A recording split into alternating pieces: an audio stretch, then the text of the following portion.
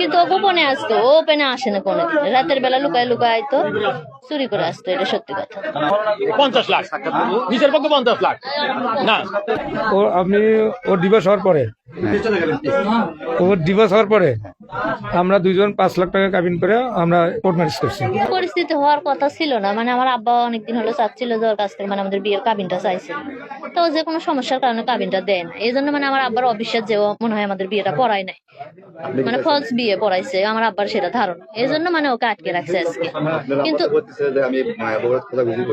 মানে ও তো বলতেছে মানে একটা কাজিয়ানে বিয়ে পড়াইছিল, তো পর আব্বা অনেক খোঁজাখুঁজি করছে, মানে 6 মাসে ও গোপন রাখছে যে ভোট করার জন্য, ভোটে দাঁড়াতে চাইছিল। তো এই জন্য মানে ওদের ফ্যামিলি তো জানায়নি, আমাদের ফ্যামিলি তো জানাই। ওর কাছ থেকে লোকজন যখন জানতে চাইছিল যে আমাকে বিয়ে করছে কিনা, ও না শিখে যাইতো। ফ্যামিলির চাপ বলতে ওর ফ্যামিলি আমাকে মানতো না, মানে এমনি জানতো যে বিয়ে করছে। ওর ফ্যামিলি মানে আমরা গরিব, আর একটু টাকা পয়সা বেশি, এই জন্য মানে মানতো। কিন্তু ও গোপনে আসতো, ও ওপেনে আসে না কোনোদিন। রাতের বেলা লুকায় লুকায় আইতো, চুরি করে আসতো, এটা সত্যি কথা। আমি চাচ্ছি আমি নতুন করে আবার বিয়ে করবো, কাবিন করে বিয়ে করবো, সেটা চাচ্ছি।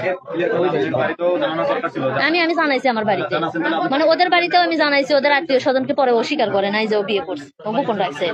এজন্য আমার আব্বা মানে নাই। না, আইনত ব্যবস্থা গ্রহণ করি না, মানে আমার কাছে কোনো ডকুমেন্টই ছিল না বিয়ে। আমি কিভাবে মানে আইনের ব্যবস্থা নিব?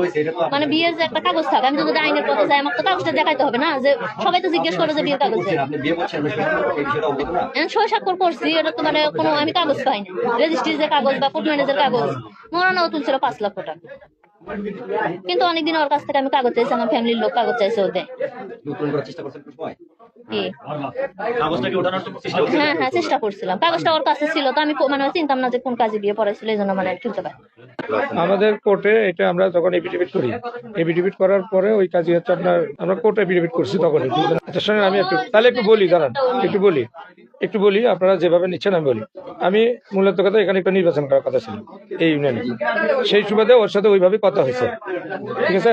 ওর সাথে আমার ওইভাবে আলোচনা হয়েছে যে নির্বাচনের পরে আমরা এইটা ক্লাস করবো। এই পরিপ্রেক্ষিতে এই অবস্থা।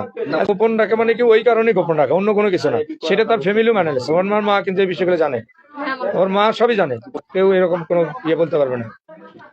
না, রাজনৈতিক হয়রানির শিকার এখানে আমি আজকেও যেটা হচ্ছে, এখানেও তাকে তোর বাবার থেকে নিশ্চয়ই কোনো না কোনো রাজনৈতিক ভাবেই তাকে প্রভাবিত করা হয়েছে, আর কিছু না।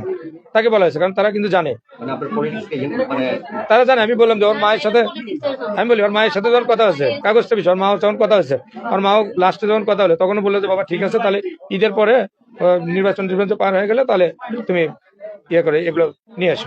আমি ঠিক আছে না বললাম, তো সেটা যে আমরা যেটা করছি, যেহেতু ওটা আমরা জেনুইনই করা আছে, ওইটাই করলে আমার কোনো আপত্তি নেই। নতুন করে ওই মহড়া দিয়ে নতুন করে করলে আমার এখানে আপত্তি নেই, কারণ যেহেতু আমি ওকে ইচ্ছা করতে করছি, ও আমাকে এই বিষয়টা তো ব্যাপারে তো মানে এই যে বিয়ে হচ্ছে, মানে ফেসবুকে একবার প্রচার হচ্ছে যে বিয়ে, ফেসবুকে প্রচার হচ্ছে বিয়ে করছে।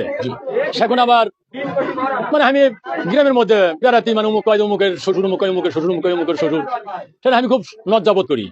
করার পরে 1-2 দিন পরেই আবার ফেসবুকে দেখে দিতেছে যে না, আমি কোনো প্রকার বিয়ে শাদী করিনি। ফেসবুক ভাইরাল হচ্ছে যে আমি কোনো প্রকার বিয়ে শাদী, হ্যাঁ বিষয় সম্মতি আছে, কিন্তু 5 লাখ টাকার কোনো বিয়ে হবে না। তার মানে অতীতে আরো বিয়ে করছে, মানে এই ধরনের দুর্ঘটনা তাই করছে। এটা গ্রামের মানুষ জানে, বিভিন্ন প্রকার, মানে পান খায় মুখ পুড়ে গেলে যা হয় তাই হচ্ছে। আমার এই মেয়ের থেকে বহুদিন থেকে এই মানে স্ত্রীর কাগজটা আমি চাচ্ছি, মেয়ে চাপ দিছি, এমনকি মেয়ে হুমকিও দিয়েছে যে তুমি যদি বেশি ইয়ে করো তাহলে তোমার বাপ কিন্তু জেলে, হ্যাঁ জেলে তোলে মারবি, পচে মারবো। আমার মেয়ে বলছে আর কি। হ্যাঁ, তারপরে আমি করছি যে কি ব্যাপার, তাহলে স্ত্রীর কাগজটা দাও। সেই স্ত্রীর কাগজ আজ চাই, কাল চাই, পরশুদিন চাই, কোনো প্রকার কাগজ আমি পাইনি, এখন পর্যন্ত পাইনি। তারপরে আমি আশপাশে মানে পরামর্শ করলাম, তার বাপ তো করছে না, উল্লেখ আমি জানি না। আর এ তো মানে মানুষের কাছে জিজ্ঞেস করলে আমি বিয়েই করিনি, যেহেতু ভালোবাসে তাক, আমার মেয়ে ভালোবাসে, আমি গ্রামের বাসী মানে সবারই মানে উপস্থিতি আমি বিয়ে দিতে চাই।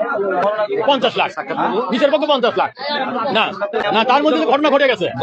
যদি তার বউ না থাকলেও, তার মেয়ে আছে, তার বউ আছে, আরো বিয়ে করছে, না থাকলেও তাহলে বিয়েটা